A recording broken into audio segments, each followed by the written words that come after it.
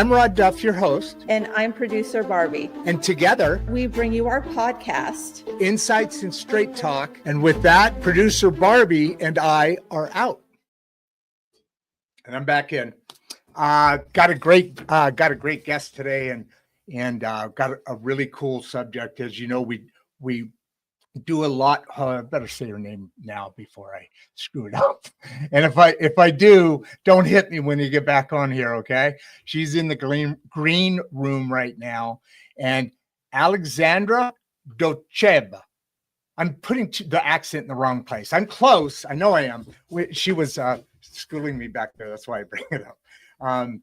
Great background, and actually an amazing background. If any of you out there saw the social media advertising or announcements of her coming onto the show, you saw there's an amazing background. I think I forgot the one line we used going in is, this is not for this is and the great example of being outside of the box. I mean, a nurse, doctorate, has a doctorate in music.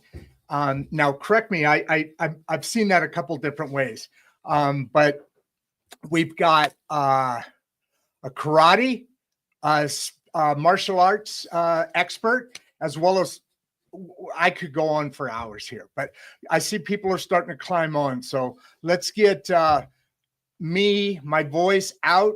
You know what's crazy? And the last 3 days in a row, when I started announcing and bringing it on, we were at, when we came on, we were at like 20 people. And then as soon as I started talking, we were down to like 2 people. And then as soon as the guests started talking, we were back up. I better hurry up because it is starting to climb. At least not everybody dropped off when I was talking. All right, here we go. How are you? Hi, Rod. Thank you for having me. I'm great. How are you doing? I am doing very, very well. I'm going through and meeting each challenge of that we have each and every day, and it's a great environment. It's a great vibe. I love what you're doing. Your message, it's very impressive. Thank you. You have an extraordinary background. Here we go.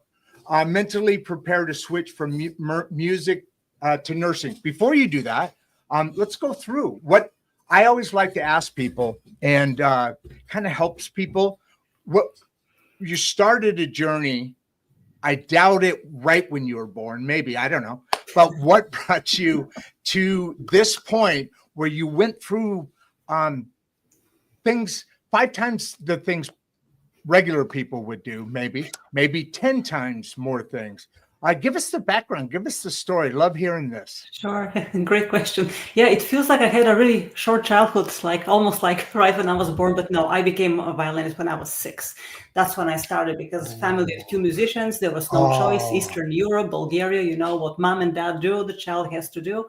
But I was professional in violin for 26 years. I came to the States in 2000 to earn my master's and doctoral degrees in violin. But then, the economic crisis, the financial crisis in 2008 hit us hard.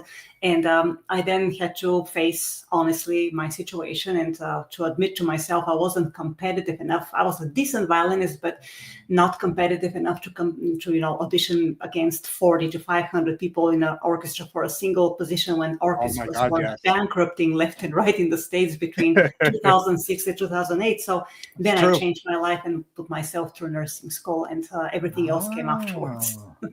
Okay. That's that makes sense. Not an easy changeover, but it's interesting going from music. And by the way, the violin, oh my God, that's just gorgeous. Just awesome stuff right there.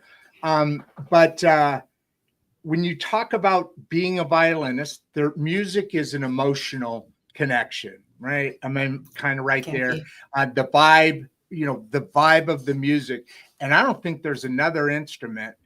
I don't think there's another. My mom has a music company, so I grew up in music. I'm not talented at all, But you know, I do a little singing and this and that. You may see that on the show. Not today, not with you on. I'm not going to get laughed at that hard. But there's some other I'll shows. never laugh at you. You just laugh.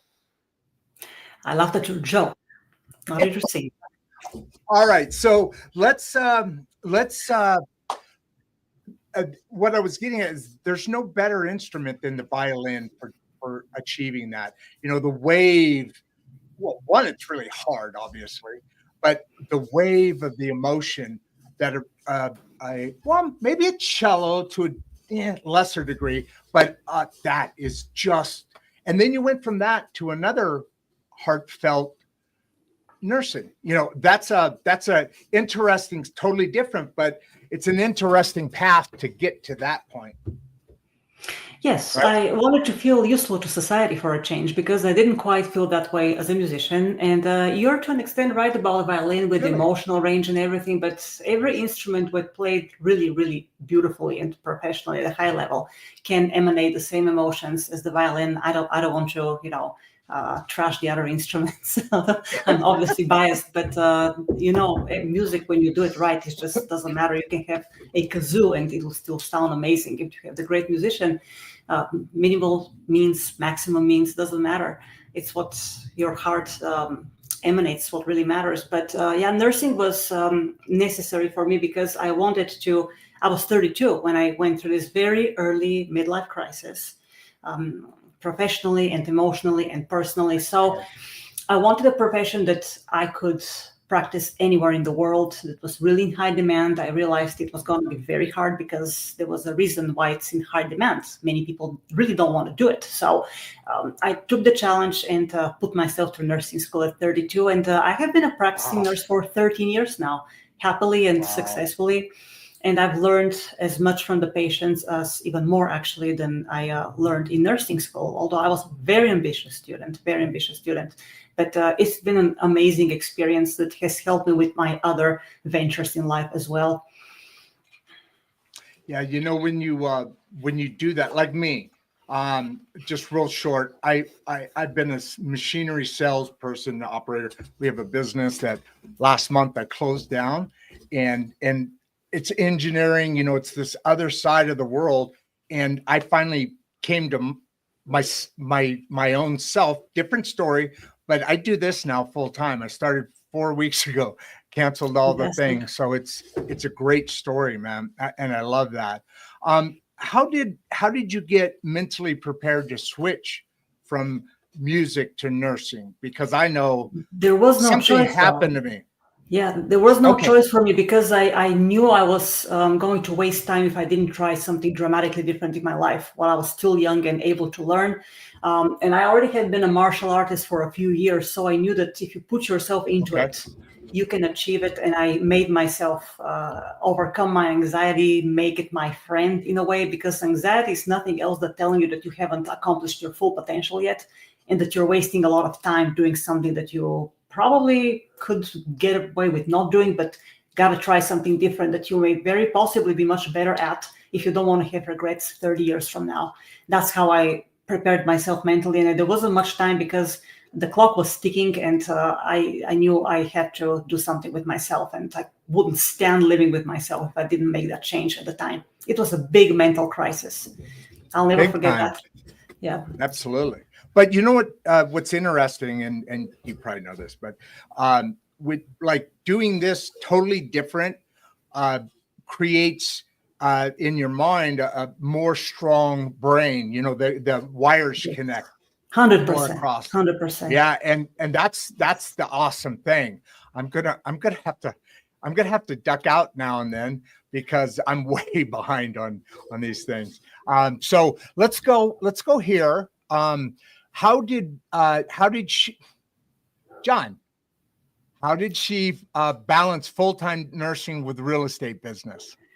Oh, it's great because I actually have a full-time nursing job, but I concentrated in 3 days of 12-hour shifts. And then the rest I can tend to the properties that I'm managing. I have quite a few investment properties by now. That started almost 11 years ago.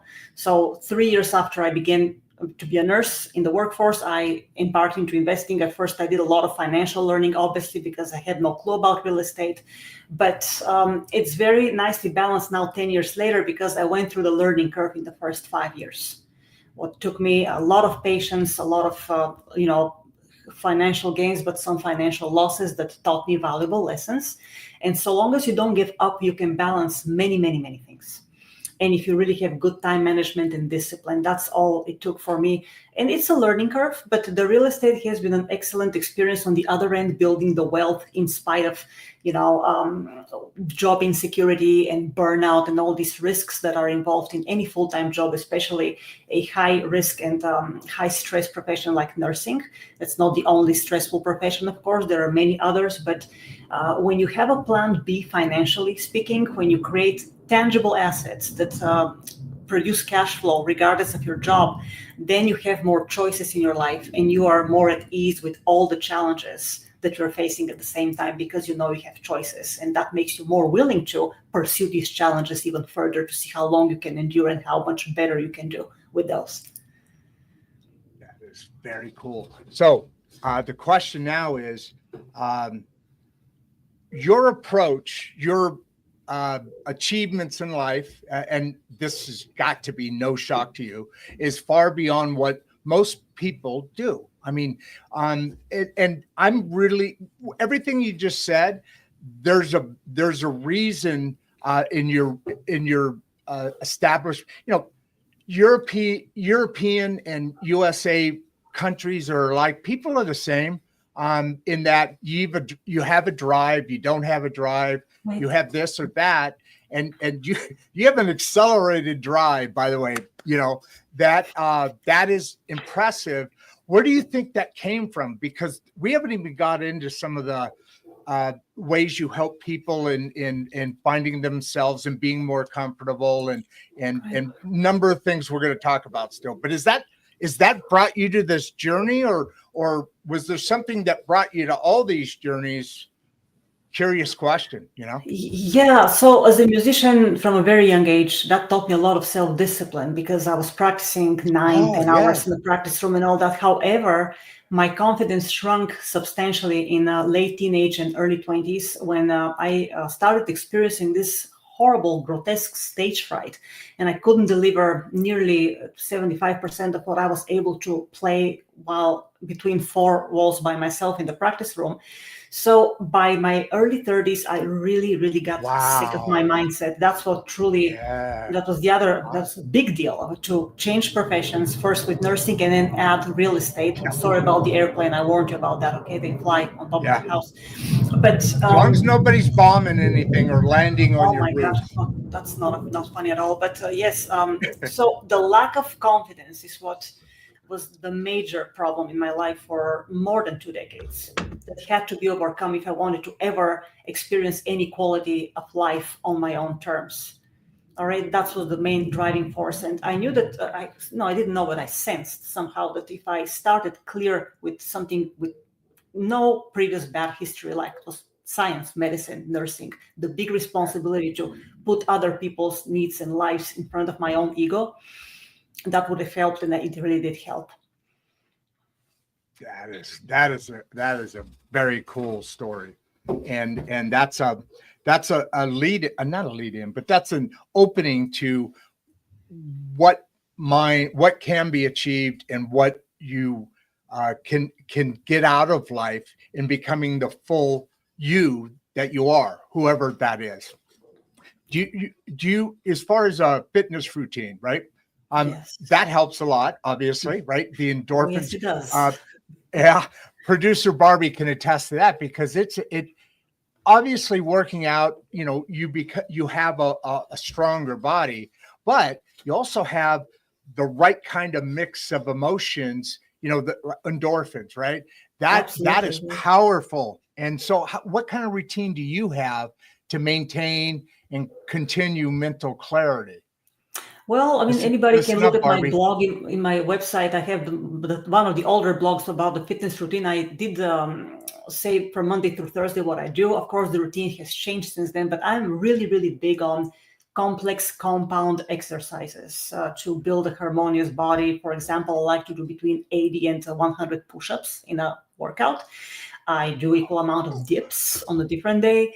I do a lot of cardio, and it's all high resistance cardio. For instance, the bicycle at the gym, if I pump it to the very highest resistance, which in our bicycles happens to be 25, I do 8 to 12 miles from the start to finish of this high resistance. I have conditioned myself to do that. And people, when they see me in the gym, they kind of get scared because I have this mean face, and that's, for one thing, I don't like to socialize at the gym, but the mean face is to motivate myself to kick my own butt, because I was used to this. Yes, it's a mindset that has been ingrained in me just from childhood. When I was practicing violin as a very little girl, I didn't want to practice. I wanted to play outside. So my father was pretty stern sometimes. He said, you practice or else. So this whole mindset has stuck with me, even though I'm 49 now, and I love myself much more than I used to love myself 20, 30 years ago. But that mindset, the kicking the butt, kick your own butt first, then try to kick everybody else's butt, that's never going to leave me, because I want it. It really makes me going, because some of the fitness routines I have are really, really steep, and I don't always feel like doing them.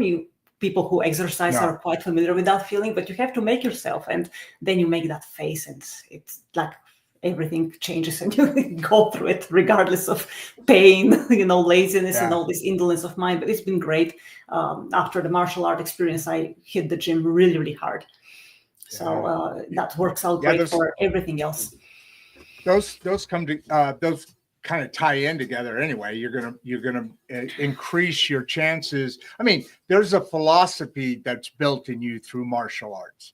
I did Taekwondo when I was a kid. Wonderful. And it's exactly what you just said. It sets in. So you've got an awesome combination of determination and of thought-provoking abilities. To think at a deeper level, and have different priorities than what other people do, and that comes really strong through martial arts.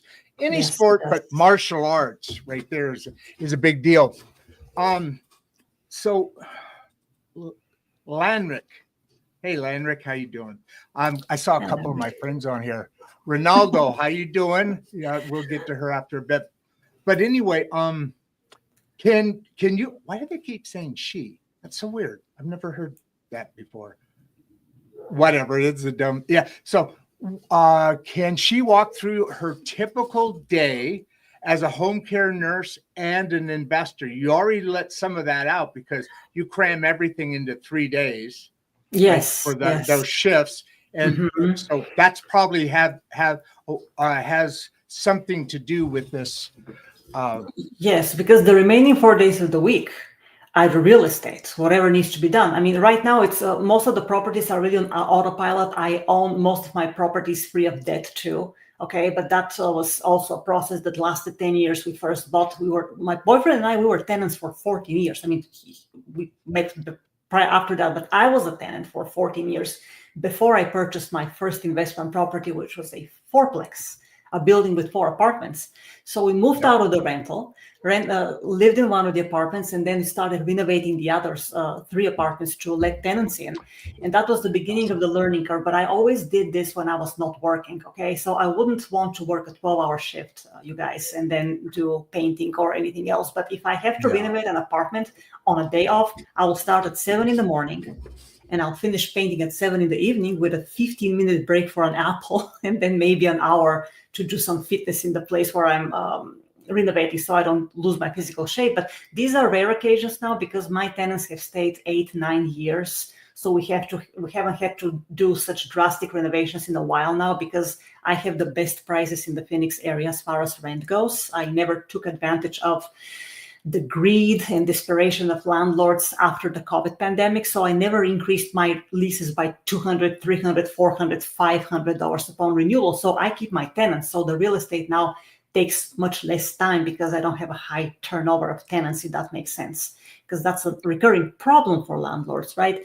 But again, that also settled It within is. several years of practice and experience and tactics, because I have a very well outlined routine when I purchase properties, when I research the market and what I do once I get it, which end of the market I am as a landlord, and how I gravitate to the lower end. So you keep your tenants in that less work unless the tenant calls you and says, hey, we need this and this fixed. And then you send your team of contractors and they fix it for you, unless it's something that you can fix yourself.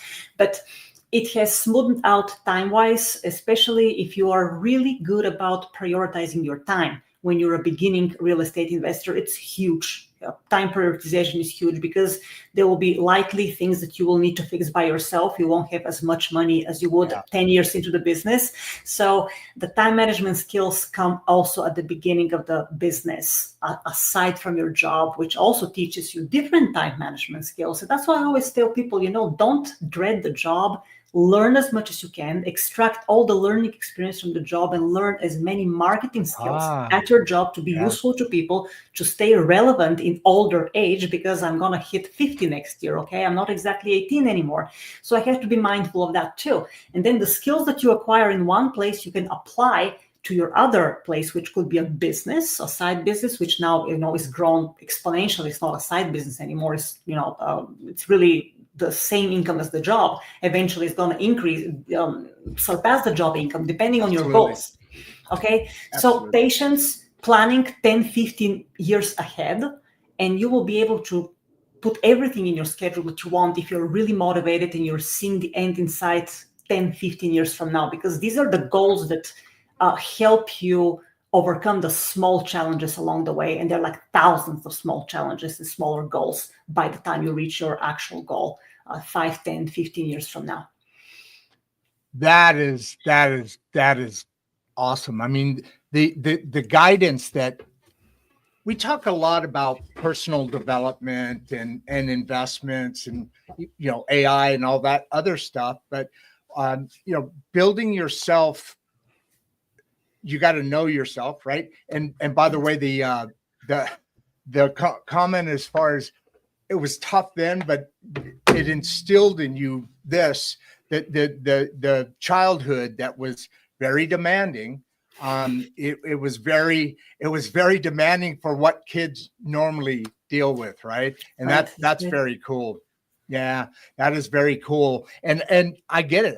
I hear that story quite a bit. I mean, I hated it then, but you know what? Now that I look back, I maybe a lesser version, but it has helped me with the person I am today, and the reality of my goals and drive. So that's an awesome thing. Now that you're through all that, so it answers a lot of questions about why you are who you are, and it usually answers a lot of questions done the right way, not overboard, not other ways, but it builds you in a way that most people don't have within them. They don't have that drive. What's the first step for people new to personal development? You have to face the real problems in your life. Okay, there you go. Face the real problems in your life, and not invent lighter problems just to hide from your real problems in your life. That's what I think helped me quite a bit. My big problem was professional at 32, and I couldn't hide from that fact anymore.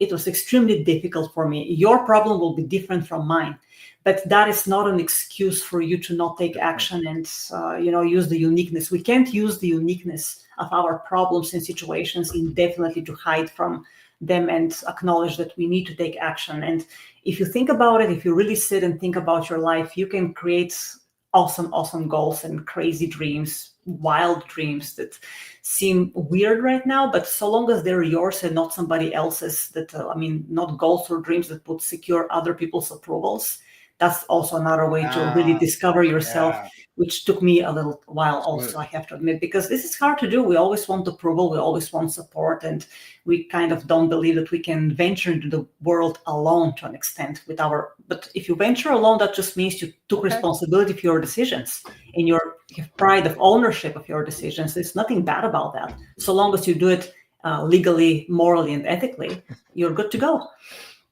Yeah, I'd say those three things are kind of the bumpers that don't have you fall in the gutter, right? Yeah. You know, you explain that. Awesome. And I hate to keep saying, well, I hope you don't hate that I keep saying this, but it's amazing. In the last, September 1st was our first show, and that timing, we've done, I don't know, almost a couple hundred of these. Every day we do one, maybe two, and we've done 3 once, which was that was hard. But I mean, because I talk a lot, and you know it gets you going. But what's your favorite mind training technique that comes out of your book? And by the way, before you answer that, I should have mentioned this earlier. Whenever there's a time where between now and when we close down the show, which isn't going to be for a while, you got time, right? You're not locked into it now. Okay, good. But would you put in the private chat? I don't know why you can't just put it in comments. I don't get it, but and then I'll copy and paste it over in the comments, your website information. Obviously, we're going to start talking a little bit about your book here, and this is something. You know how people watch these shows live? We've got, I don't know, 300 and some odd people, but also inevitably, God, I'm so afraid of that word. I don't know why. The people are, adding 2, 3, 4, 5, 6, 7, whatever more views over the next month, and we'll get a comment and it says so forth, and I'm like, I'm not the expert. That's why I have experts. I know a little tiny bit about a lot of things. It gets me very interested here in this show. But just, if you would, your contact information and where to find the book. I assume your website is kind of a central hub of where. Absolutely. Yeah, it's called holisticselfconfidence.com. No dashes, no periods. holisticselfconfidence.com. That's the website, and then the people can find anything they want about me.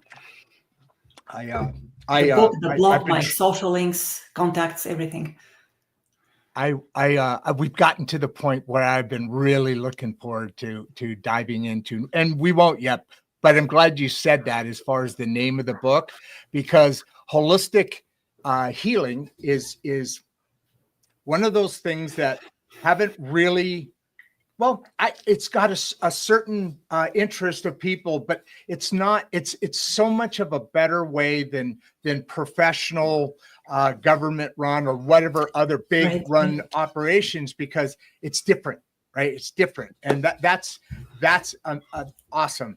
So technique for the book, what's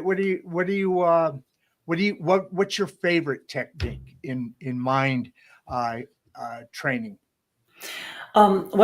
Meditation, for one thing. There are many ways that you can meditate, depending what you're trying to accomplish. There is passive meditation, then there is dynamic meditation, okay?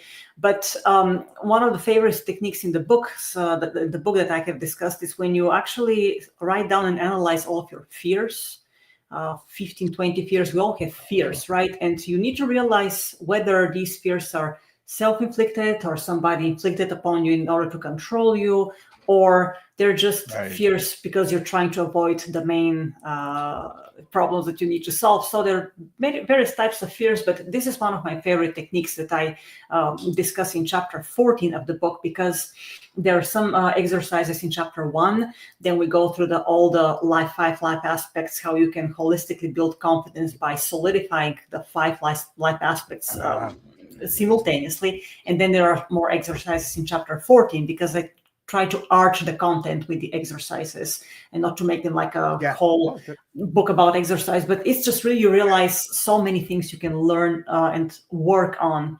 simultaneously. And that's what built holistic self-confidence in my experience. Because remember, I was one who had no confidence whatsoever, in spite of my discipline, in spite of my doctoral degree, master's degree, doctoral degree in music. It didn't matter at some point, because to me, I was worthless for quite some time because I had no self-esteem and self-confidence. So as somebody who has really been there painfully for over 2 decades, I think I can say with confidence that if you work on all of the aspects of your life simultaneously without neglecting or ignoring important parts of your life, that's what eventually will get you much more confident, stronger, more resilient, and you will build much more self-respect over the course of 3 to 5 years from now.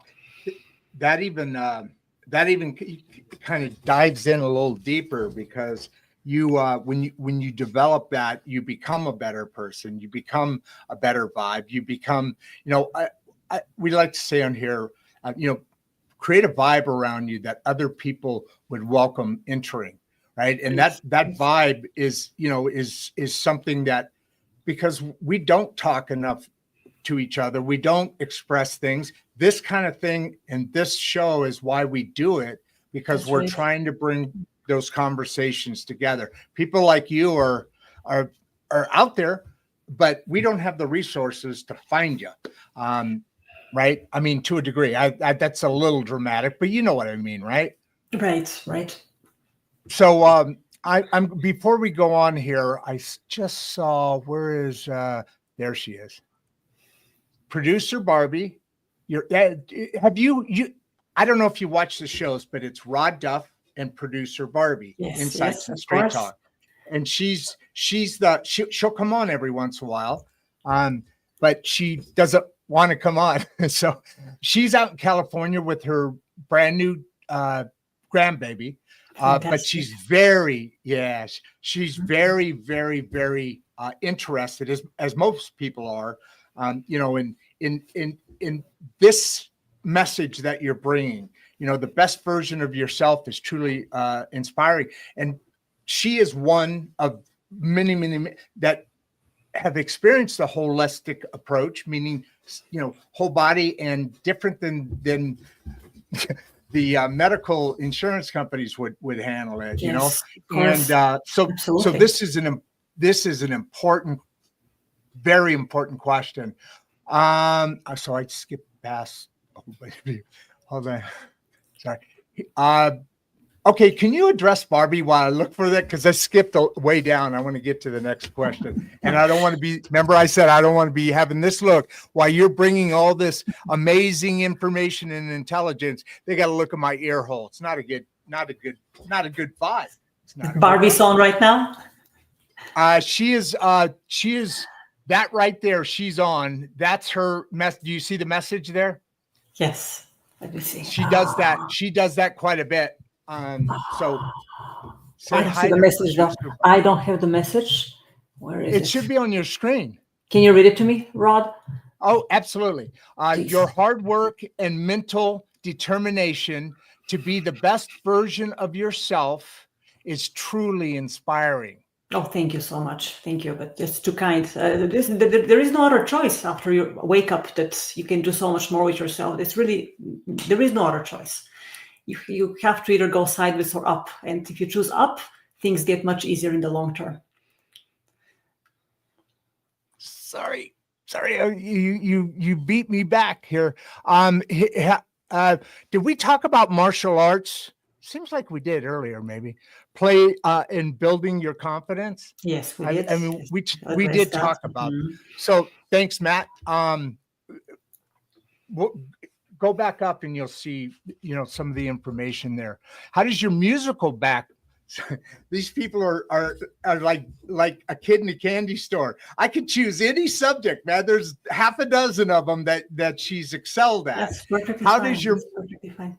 Yeah. How does the musical background influence your work as a nurse as well? That's a great question. Really, music can be very therapeutic, very dramatic, or very disturbing. And I keep listening to music every single day of my life, even though I don't make it anymore, thankfully, for music. But listening to music, and of course, I have a big knowledge of repertoire because of my 30 years of background. But Nursing is an art in itself, and no matter how much you read about nursing skills and nursing approach, the second you communicate with the patient, the whole it's a whole different ball game. So you need to attune to that patient's vibe, and that is an art in itself. What I say, nursing, art in itself, in addition to the knowledge and the expertise, but how you communicate that knowledge to the patient to convince the patient that they can reverse a chronic disease or 3 or 4 chronic diseases 100% with a lifestyle change. So that's a big task, and it's very hard to convey, even though I really do my absolute best to be 100% example to my patients. The music background really, to me right now, it's boiled down to the discipline I had as a musician, and then the nuances in music itself, how you nuance your communication with the patient. You can make that transition mentally and emotionally. It works with many, many people, and it has helped transition from music to nursing, if that answers your question. Yeah, absolutely. That was a great answer. I mentioned earlier Ronalda. She's a friend. We like each other's content. She likes this message. She's actually made a couple of comments here. Just she's a digital friend, if that makes sense. Yes. Today you could actually say that, But anyway, great person. And Ronalda, thanks for being here. I love your support. I really appreciate it. Maybe we can chit chat a little later. Text. Do you work with geriatrics or children? And what is the favorite part of your nursing? What you do? I work with adults. Okay, I'm not a pediatric nurse. I work with adults, so all ages adult. And due to the area where I live, my audience can be anywhere from 40 through 105 years old. Okay, my oldest patient was 105 and a half. Yes, but favorite part, I don't know, because it really depends on the situation. The favorite part is to give the patient the confidence and the power of understanding that they can change much more than what they're told by their doctor or the healthcare system. Because I did experience that. My first shock in medicine was when I was a nursing student, when I saw all these very sick healthcare professionals carrying every disease known to man, how they didn't have credibility with the patients because they were sick themselves, but they were teaching other people how to live healthy. So that didn't make any sense, right? But when you show up at a patient's door, or because I'm a home care nurse for the last 11 years, I've done home care nursing predominantly. Yeah, gotcha. When they see that you're 100% healthy, then they trust you more because you're lead by example. So we already established rapport right from the get-go, because they see somebody who is healthy and confidently healthy and knowledgeable, and then they are more open to listening. And that's a very reward part of the profession, when they listen to you and actually consider making a change. Now, whether they make a change or not, that's not up to me, but even the consideration is a huge thing, because when I was a hospital nurse, when you are addressing 5-6 patients at a time, you really don't have the time to dedicate to an individual patient and give them your undivided attention. It's much harder to teach in a hospital, and patients are much less receptive because they're in a really acutely sick condition, and the last thing they want to hear is any teaching from like a young nurse, right? So the favorite part is the communication and the connection I can establish with patients during the management process of a case or whatever I need to do for that patient while I'm in their home. Wow. So before you answer this, and I think it's a great question, and you're an immigrant, and so that's a big topic today. But before we go there, your in-home care duties, what you do there. I'm going back to producer Barbie. Sadly, she lost her mom a little bit ago, but we experienced the different. Condolences. Yeah, thank you. I'm sure she thanks you too. But I don't know why I said that, but there was a big difference in the health of her mother during that time she needed in-home care, because it affects you. Are you doing, like you said, trust? They build a trust in you, and I've seen it boom right in front of me. And I get that. That's an awesome part of life. But now let's talk about you immigrants. Yes. Big story today, and you know, we're a country of immigrants, and people like you are who we want to attract into this country. And what advice do you have for immigrants starting over in a new country? Well, first of all, you have to hold yourself at much higher standards than the people, native people in this country hold themselves, because you have to prove yourself.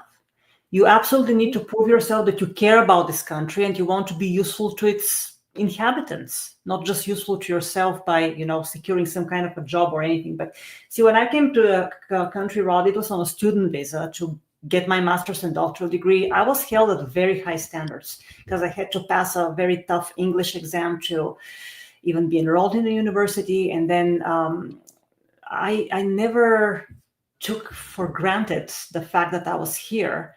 And I really try to follow to the absolute best all the rules. If people have that question, I haven't been illegal in this country for a day in my life. Okay, that was never even a mental option for me, because I wanted so badly to become a citizen, because I wanted to be useful to people so that I can actually integrate myself in this society.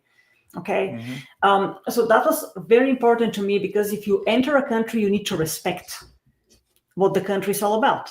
Okay, that's just basic. It was not the first time I lived in a different country. My parents and I lived in Mexico for 3 years when I was very little. Then they made the mistake to go back to communist socialist Bulgaria, okay, because my mother was nostalgic, and that was a big mistake which they never forgave themselves.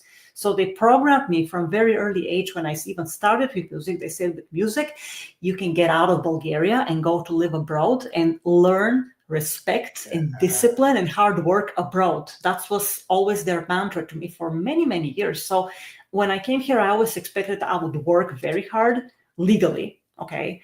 And I would do anything necessary to keep my status such that it will be acceptable for the citizens of this country for me to work here, and not hide myself under the table and feel guilty that I exist in a country that I really have come to like quite a bit. But when you're an immigrant, my understanding is that you have to, and my experience also, that you have to hold yourself at standards significantly higher than the people in the country itself. And you will really need to stick with people who give you that example. Not necessarily immigrants only, but also citizens of the country that you want to succeed just as much as they have. Because there is always a reason why somebody has succeeded beyond your wildest dreams. And you always want to compare yourself to these people, not to the other people that are not successful, and say, oh, well, I'm not successful, but neither are they. So why would I compare myself to people who don't demand of themselves and don't have the necessary discipline, right? And again, I came here with a very entitled mentality, mind you, because somehow I had an understanding that, okay, you're going to a rich place, so the rich are obligated to help me to prosper. Well, it didn't quite turn out to be that way. I did get some help at the beginning in the form of an assistantship, but eventually I had to earn my way to success. I had to earn the trust of the people who are putting all their hopes in me, first as a violinist, then academically, then as a nurse. Nothing was for granted. I had to earn everything. Nothing has come easy to me in my life. And I think that's perfectly fine because that's what makes you a real person and somebody who earns the respect of others through hard work and dedication. And I mean, what else? Why else would you be a human being if not to work hard and serve others, make their lives easier and more acceptable? Absolutely. And you know, it's funny because what you're talking about now, and it typically comes from people who come here to better themselves. You know, there's an old saying that says, "Welcome to America. Now go build your life." You know, you come here and you have the freedom to do. Unfortunately, there's also this other side that have been enticing people to come in who don't have your energy. Maybe not everybody, but don't have your energy. They're coming in to be, you said we're richest country. Yeah. We, you know, our society does, But God, there's so much waste in government. We would be a really wealthy country if we didn't have all that stuff. Absolutely, and absolutely. try and pull people in that we don't really want in this country. I mean, the citizens, the administration, they play games, and that's too bad. But how do you? I want to move on. Do you have any comment back on that by any chance? Basically, I really try to build my financial house the way I would like to see everything else around me to be. Okay, so a lot of discipline, no waste, and accountability for every penny. That's my financial philosophy. Okay. And I like seeing it around me if I can. If I don't see it in government or in other institutions, I want to stay away from that, because that's not the way I invest, the way I build my wealth responsibly. But there is also, I think, and I went through that thought process, which was wrong. When you go to a rich place like America, from Bulgaria especially, somehow you think that a very well-arranged country will boost you and you don't have to do much, but you still have to do your part.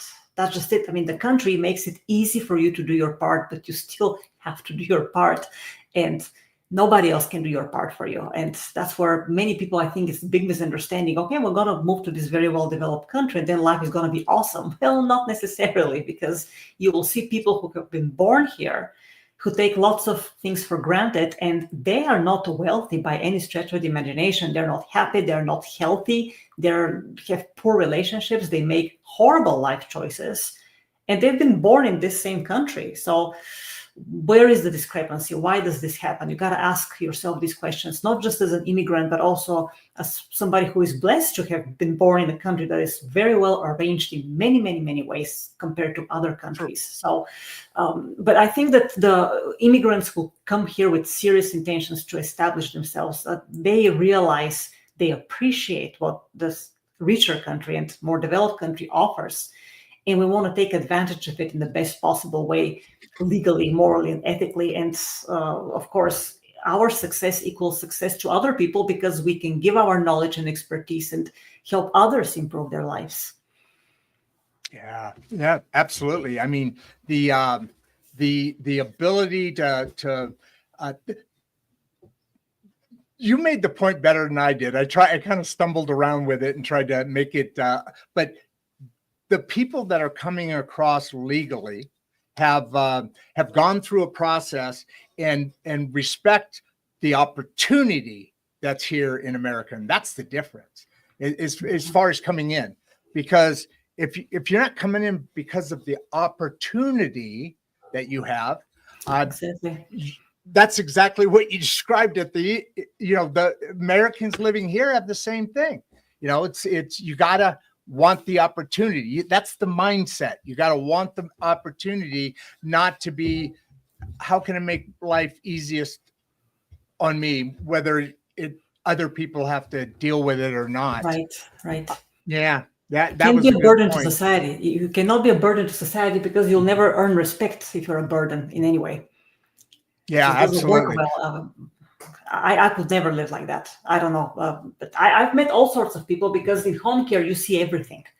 And also, if you work in a hospital, you see everything, because all the people that go to the hospitals with all the diseases and problems and financial and relationship problems, they live somewhere. So I go where they live. And I have seen many, many types of lives and arrangements, financial, societal, family relationship arrangements. And it's the sky's the limit to what you can see as a healthcare professional, and what you can learn from that and decipher. You can learn from the good and from the bad. You better learn from the bad, so you don't. You better. If you don't learn, you do you only are capable of what you know. Yeah. So right. if you're not learning from the bad, you don't know much more than you did. You'll before. make the same mistakes. Exactly. You're susceptible. Absolutely. Yeah. So sorry. I wish I would have hit the sound button, but we're not that good aesthetically. It happens, sorry. So how do you integrate your spirituality? And it's not even really integration when it comes to spirituality, as I look at it. It's kind of spirituality cloaks you. and then everything else. But I mean, hey, Mr. Root, I didn't try to say his first name. I told you, I'm afraid of saying people's names. I remember faces, but I love names. I love names that aren't Rod Duff. You know, that's there's no real excitement in that. So here I get to see a lot of names, and I always love to play with the rhythm of saying the name. So enough of that. So how do you let's go with it. Integrate spirituality into what you do in your success habits? I treat my mind and emotions the exact same way I treat my body, Rod, because for the body, I have the nutrition, I have the exercise, and then I have the detox to clean it. With the mind is the same thing. So meditation is the mind's detox, okay? Then inspiration is the mind's nutrition. So I stay inspired all the time by learning from people who are 100 times more successful than I am. And then the mind's fitness routine, that's the lifelong learning. So I have to challenge my mind to comprehend ideas that are foreign and intimidating to it, so I can constantly keep it going and alive, so I don't get old mentally, right? So this is all part of spirituality. And then the mind encompasses the body spiritually, because I treat my body with a lot of love and respect, but yet very firmly I say, we're going to do this exercise now because I need to strengthen this muscle or that muscle. There is an imbalance here because I did way too many push-ups and I didn't do enough stretching and that type of stuff. It's a constant work in progress. And you have to be very, very vigilant with your mental process, with your emotions, and with your body. It's all connected, right? Holistic. Exactly. That's what we were talking about earlier. Russ, that coming up is another great question. Let's see, how do you do? And Mr. Root, thank you for the question. Absolutely. Russ, see, I can say Russ pretty easy, so I'm not afraid of that. Hey, Russ, how you doing, man? What's up? What's your top tip for developing unshakable confidence? Aside from the fact you're something amazing. Aside from that, nothing amazing. What is your tip? There is absolutely nothing amazing about it. It's a myth. It's nothing amazing. It's just really constant work on yourself. But you have to put several goals in your health aspect. You need to have goals in your spirituality aspect of life. Then you need to have career goals, then financial goals, and then relationship goals. That's it. That's how the book came into existence, because people started asking me all these questions and I got tired of answering the questions and said, let's do a system, because it all works with the 5 life aspects. This is how you integrate all this holistic approach. You need to address your health relentlessly and without compromise. You need to address your career relentlessly and without compromise, and then your finances, because see how people confuse career and finances very often. Rod, they suffer from lack of money, they complain from lack of money, they don't realize that the career will very rarely make them rich. They need to learn the finances and they need to be active investors, not just hand their money to somebody, financial advisor, to deal with it and then pay astronomical amounts of fees and lose everything that they have pretty much, invested. They get 20% of what they get invested. Look at a 401k. Horrible solution, right? So you will need to tackle every aspect of your life. I keep it simple at 5 aspects: health, spirituality, career, finances, and relationships. You can create many more aspects if it suits you better. I like to keep it simple. That's why my book, it's called It Really Is Simple, a holistic approach to self-confidence, because see, you start simple and you continue simple, you keep it simple. But in this simplicity, there is its own complexity, because to make everything natural to yourself, you have to put all this work into play. An actor, a musician that looks like they've done this all their life. You get this great actor on a theater stage and it looks very natural, but they have put tons of hours of work to make it look natural to you, as if they're not acting, but they are acting all the time, right? So it's truly to get it under your skin with your health approach, how you treat your health, how you treat your mentality, how you treat your career choices, your financial choices in terms of investing and creating this extra several income streams to keep you afloat and keep you confident that no matter what happens with your job, you will always be ahead of the game, right? And then that integrates into your relationship choices, because you can be surrounded by various people, not necessarily bad people, but wonderful people with a lot of ignorance. They will give you poor advice. And you will make poor choices in your health, spirituality, career, and finances if you listen to poor advice from well-intentioned people. And I can give you an example. For example, my closest people were extremely against my parents, me pursuing karate. I started at age 30. I pursued it for 12 years. I earned black belts. I earned several martial arts. It was fantastic. But they were against that because, I was going to hurt my hands. I wouldn't be able to play the violin. And then imagine what happened when I told them over the phone that I was going to switch to nursing. That was a whole different, ocean of protestations. And then with the real estate, my parents didn't protest very much with the real estate because they had no clue about finances. But my friends said I was going to lose every penny in trying to invest in real estate. So you see, your closest people, they're wonderful people. They're so well-intentioned. But if you venture to step outside of the box, just like what Rod mentioned at the beginning of our conversation. Yes.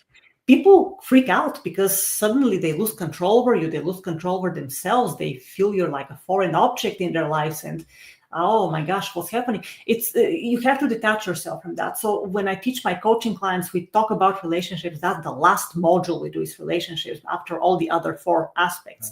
We really delve into relationships because that's one of the things that is very deep, near and dear to people. And I get to know my clients very well over 2 months before we go into a relationship, because my program is like 3 months long, or 12 weeks. So the last 2 weeks are dedicated on relationships. And this is where it gets really interesting, because people have to make some very responsible and tough choices with their relationships, which also involves their time management. And it's a very entangled situation, but we work on that very intensely because it can be the difference between success and failure in many aspects of your life. Yeah, no doubt about that. And I'm starting to feel a message, the holistic message coming and being wrapped around your message, because you're right. I mean, you got to have everything. And very interesting statements. You got to have everything holistically in the right direction. Yeah. Otherwise, you got bumps and bruises and interesting challenges that you probably didn't need to have. Yeah. So what is the biggest mindset that you shift that you had in making during your transition? Just to stop feeling sorry for myself and to trust the process and invent my own process and stick to it with integrity. Yeah. But really, because feeling sorry for yourself and blaming everybody else gets you nowhere. And I practiced that horrible mindset for 2 decades and more, and did absolutely nothing for me. I could have succeeded so much earlier in my life had I chosen a different mindset. So, but it is what it is. I mean, you finally wake up and stay awake. You better stay awake, but don't fall back into these bad mental patterns. That's the other thing. Once you awaken and you dedicate yourself to this process, don't fall back on bad habits because it started getting difficult. If it got difficult, that means you made the right choice because you're finally doing something worth doing and thinking about. Yeah, exactly. Yeah. That is that is so true. I love this holistic approach that people say that, but you're defining it, you're describing it, as it makes sense. So there's people, what is there, 7 billion people on this earth, and a percentage of them are coaches, obviously. Yes. Pretty big, but we talk to a lot about this message, and holistic is a word that's very interesting, very attractive. But you're the first, I think, Yeah, no, I'm just going to say It's getting a lot of person. abuse, that word, a lot of abuse. Yeah. Yeah. Misunderstanding around it. A lot of misunderstanding too, I think. Exactly. Great. I'm glad you got my point there because I was fumbling a little bit. But yeah, that's what you describe what holistic is. And I love that. Absolutely love that. So Barbie here, she's back. Well, she's always been here, but she made another comment. Your hard work and mental determination to be the best version of yourself is truly inspiring. And that's why I'm not just out here alone in the woods spouting your awesomeness. I mean, people get it, and that's awesome. Well, thank you. I appreciate it, but it's a work in progress. It's nothing to. It just keeps you humble and always vigilant of yourself. Absolutely. So, Ronaldo's back. Did your goals change through the years as you aged? I would assume yes, and because you're building things along the journey. And do you have one you're still working? Yes, goals. Good question. You accomplish. Great question. Yes, you accomplish goals, and then you have to create more ambitious goals if you want to keep going. Okay, yeah. So the goals that I have right now, I want to really grow my coaching business to where I know that I'm impacting more people than I am right now. And of course, it's a selective process because you need to be a good match to a client, and I have to be a good match for them as a coach because I don't mess around. Okay, I don't really listen to complaints very much because I just set straight exactly the situation the way it's just noise. It's just noise. Things as they are, yes, and many people don't like that, but I'm fine because that's again part of the process. But as far as bigger goals, as long as I can just keep developing all these 5 aspects to where I know that I have accomplished a lot of the things I dreamed of. That's my problem recently, and. But you never become complacent. And because things are changing so rapidly, you have to pay a lot of attention to what is going on around you and adapt very quickly. So that's the other thing. My big goal is to truly not become complacent and start sleeping on the wheel, because it's easy when you become successful. But also, there is still a lot to learn as far as finance, health. I mean, there's so much research in nutrition and other health approaches like exercise options that you can combine with your nutrition. It's just a never-ending story, and it's a complex field. It's really a complex field, but I also like to do other things like learn languages, more languages. Always challenge your mind with something that it doesn't understand, and you'll be in a great shape. But as far as big goals right now, well, let's say in the next 2-3 years, I want to have all of my investment properties completely debt-free. Most of them are by now, but in 2 years, I'll accomplish that. And then I can choose, I can still always choose to work or not to work. But the other challenge, and which is a goal also, is to continue learning in nursing and medicine, frustrating as it is, because the system is getting more and more commercialized. That's been the process for the last 30 years. That's not news to anybody. But what you can extract to know what to avoid in medicine and what to recommend, and how you also look for the alternative options that have been overshadowed by commercialism, right? That's another big goal, to introduce more and more people to that approach so they know they have choices and they can make more educated decisions. I mean, that's a big task, because to open people to listen to certain non-conventional options is harder with some people than with others. And again, it's a huge field to explore every day. Every day I live. That's what I have found. Yeah. We're getting down. And by the way, Ronaldo, thank you again for that question. It was very enlightening, your answer to that. You know, those goals and and it's true. The medical field. I don't know. What do you think Kennedy's going to do do you have an opinion there as the medicine guru. Yeah, I'm very, very glad to see what's happening right now, because forbidding these toxic substances in the food is just absolute imperative. I mean, I don't agree with him on the diet because he's a carnivore. I'm a whole food organic vegan, but regardless of that, I have tremendous respect for RFK Jr. because I've read his books. He has put his life and reputation in line so many times. Absolutely. In ways that I've never seen anybody else do. Maybe several other scientists, yes, but he's a lawyer, right? But it requires tremendous courage to do that. And he has all of my admirations. Yeah, I don't agree with everything he says about the health, but so far as he's pursuing cleaning up the food supply and getting conflict of interest out of the FDA and all the government agencies, I 100% support there. Before we go on to Clive's question here, you're so right. I mean, the medical system and the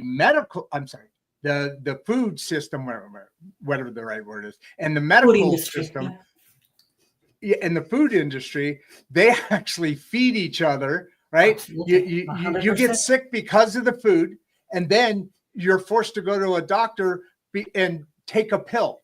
Oh, but not only that, Rod. I mean, the health establishment, the so-called professional associations, Diabetic Association, Heart Association, Carson Society, they take millions of dollars from the food industry to put their profoundly unhealthy items on their healthy menus on their websites. It's a horrific crime against humanity. We definitely live in a lie, really. I mean, the behind the curtain, we haven't been invited to yet, but there's a lot more of that around, and it's hopefully with people like you devoting themselves and other people devoting themselves. An administration, I always say trust but verify, far is acting like their message is, and that's amazing, because it's about the great middle class. And it's a start. It is. Hey, good way to put it. It is a start. Mm-hmm. What do you think is the key to long-term financial independence? Thanks, Clyde. Thank you, Clyde. Yes, wonderful. Financial discipline and education. Okay, so you have to. So when I started in real estate, I knew nothing about real estate. I had never purchased a home, and the first thing I purchased was a fourplex, an investment property. But I took a coaching program before that, a 3-month coaching program with the Rich Dad Company. Robert Kiyosaki is my mentor, and his wife, Kim Kiyosaki. And what's the program? What's the program? The Rich Dad Company. That's Robert Kiyosaki's business. Rich Dad. Rich Dad. Yeah, okay. Right. Yeah. So I would never have touched real estate without educating myself first. And then the same was true, Clyde, with options, because I'm also a very passionate options trader. Okay. I also took a coaching program from Robert Kiyosaki's paper coach, that was Andy Tanner. Now I'm following other people about options that are very successful. And I have had excellent results with options trading too. But again, education before putting my money, in the fire, because it's every good investment involves risks, especially if you're uneducated. And even educated investors know that everything involves risk. So you need to manage risk. You need to learn how to do risk management, how to manage all that, over the years. But constant education, mentorship, at least the first 4 or 5 years. Although, the very successful people will tell you rich people have mentors, poor people have advisors, right? And I take this very seriously. I don't constantly take mentorship, but when I feel I need to learn something that I'm completely very curious but profoundly ignorant about, then I buy mentorship and I involve myself 1 month, 2 months in this studying, and then I try it with my strategies, and it has worked out great. I primarily invest in real estate because I like tangible assets. So there's some learning curve in real estate. With my coaching clients, we do a lot of learning about tangible assets with the financial module. And it's completely doable. There are tons of books written, and depending what investment vehicle or class asset, investment asset class you like, you have to have goals first, because if you don't have a plan, then you don't know which asset to choose, right? Because every asset offers different returns different risks, and it covers different goals for the people have. You might have 3 children, you might have no children. So all this determines what your long-term financial goals might be. Excellent. That's fantastic. Great. Again, the way you describe those goals and the things is such a shift, is much deeper, which we love here, right? The deeper insights, and you're giving that, not just reading a script. You're living it, so you're fully covering and coloring in the answers to questions that are really important to people. And those answers are even more important to people. And I just hats off. I'm glad. Yeah, really, hats off to the way you see life, because the way you talk about it is how you see it. I mean, that's kind of obvious. So we've got 2 more questions. You got a couple more minutes here left? Of course, You good? of course. Okay. All right. So what's the one thing you wish that you knew? Everybody wants to know this. When you were starting your journey, what do you wish you knew then? If you could talk to your child self, what advice would you give them, kind of thing, right? Bradley, thank you. That's an awesome question, I think. Yeah, well, patience and discipline with patience and attention to detail. That's what I wish I had learned much earlier in my life, and to really, especially to pay attention to yourself and to your self-deceptions and self-limiting mindset. This is what I wish I knew about much earlier in life, and I would have challenged it earlier, perhaps. But you mature at a certain age for a reason. People mature at a certain age or don't ever mature for a reason. And again, the attention to detail, to your mindset, to what you're telling yourself and how you approach your ambitions, and whether your ambitions are to make impression on others or ambitions that you really, truly, deeply care about. That's what I wish I knew when I was a teenager, and I didn't know it at the time. Yeah, absolutely. Patience is a virtue. I think I've heard that somewhere, and I feel what you're saying, because when you have that mind shift that was being asked a little earlier, when that happens, and what you're describing there is authentic. You're now. I think for the first time in my life recently, I've become what's authentic, and it changes your whole shift and we mindset, everything. The last several questions kind of build up to that, because having that mindset is a powerful thing, and literally changes your vibe, changes the people around you. It's easier to make sure that good people, you attract good people, and of course, you get to a point where you earn being somebody else's spouse. We play these games, but people don't put enough into the. I'm not pointing fingers, but actually I am. Building process.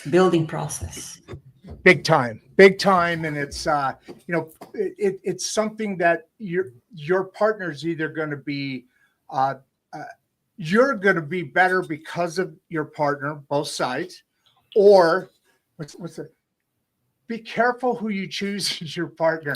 It could be your most joy or your most devastation. There's a very important thing there, and here's a roadmap, right? I mean, you talked about relationships in the week, I think, of the program. Here's a point. It's what you, because if you don't deserve, I haven't been before, don't deserve to have a mate choose you, then it's devastating, right? It doesn't work out very well. That's for sure. Yes, it never works out very well. So, last comment here, and with a final comment and information. Thank you, Branson. You're on fire, Alexandra. You're on fire. That's he's loving this energy and wisdom. I do too. I really do. Thank you. Thank This you, Brandon. has been a great show. So Yes. you've got a lot of fans here. You I think, have quenched some of the thirst that they have, or at least found them, so started them towards the drinking fountain, at least. So Thank you. what how do you want to close out? What I just wanted to address what you just said rapid- about the relationships. I thought it was important that you said when you choose your partner or the partner chooses you. It's like in business, although intimate relationship is your biggest emotional investment. So it can devastate you pretty bad if it doesn't work out. But in order for you to, get the great partner, you have to be a great partner first. And that is equally true in personal relationships, in friendships, in business relationships. It doesn't make a difference. If you are a great partner yourself first, then you can expect and demand and search for a great partner for yourself. But you need to involve yourself just as much as you demand from the other side, Joe. And it's just really simple. There's nothing complex about that, but it's so common sense, and people just don't like to. We don't like using abide by that common rule sense very sometimes. often. Yeah, unfortunately. Yeah. All right. So great show, 100%. Ronaldo. Woo! See, I told you you have a bunch of fans here. Why don't you give them a big wave? Thanks, everybody. and Thank say you, everybody. thank you. Thank you. It's been a pleasure. Great show. Wonderful. Great show. Great information. And most importantly, great way to put the information that it's all. If you want to go get better at something, you go to an expert. You talked about it before. That's obvious that people say they're an expert, and they are, whatever. But that presentation is expertly given. I wouldn't say expert. Be very careful with experts, okay? Somebody who is much more successful at what you want to be successful at. Because they don't have to have a diploma or, college degree. That's not what makes you an expert. Experience makes you an expert. Successful experience and unsuccessful experience that you have turned into a successful experience. That's that's how I look for my mentors, because Kiyosaki has a wonderful point. If you want to become wealthy, learn from self-made millionaires. Don't go take an accounting class because your accounting professor is relying on a salary to make ends meet. So, yeah, good point. I love that. See, that's just the very common sense, but it turned my whole life around when I read this first. So same applies to health and all the other aspects of your life. Awesome. All right. Well, give everybody a big wave. I'm going to throw you back in the green room. And thank you. Thank you so much. Any final sentence? Like, why don't you give your hey, where is your book found? On the website, holisticselfconfidence.com. That's where the paperback copy is available in the US. The ebook is available on the website and also on Amazon, Apple Books, Smashwords, and Barnes & Noble. Wow. The ebook, of course, is much less expensive, but it's the exact same book, same length, everything is the exact same. So very easy to find. That is fantastic. Well, we'll be talking to you real quick. So I did that a little quick. Sorry, I didn't mean to shut you off there. I have a problem with clicks, timing clicks. That's a talent and a skill set I'm still working on. And if you watch some of the other shows, you know why I said that. Thank you. Great. Thank you very much. Great. We'll talk soon. I saw her start to. I'm not going to go back and bug her again. I know she was acknowledging. So, yeah, great show, man. And Ronaldo, thanks for being here. Producer Barbie, awesome job today. And we'll be chatting, I'm sure, to go over what's happening here. So, I got asked, does anybody remember? I've given hints through different shows. Next show, it's probably going to be too late for today. Give me some love. Tell me why I have this here. I've alluded to it. I want to know what you guys think. So at the end of the day, my name is Rod Duff, and I'm with Insights and Straight Talk alongside producer Barbie. And let's see, what else can I say? That's it. I'm out. That's it. I'm out. Dang it. That was going to be a good one, and I messed it up. Have a great one. I'm out. Oh, man. Before you leave, if you'd like to watch another one of the podcasts, click the first link in the description. We love having you here and we appreciate all your support. And with that, producer Barbie and I are out.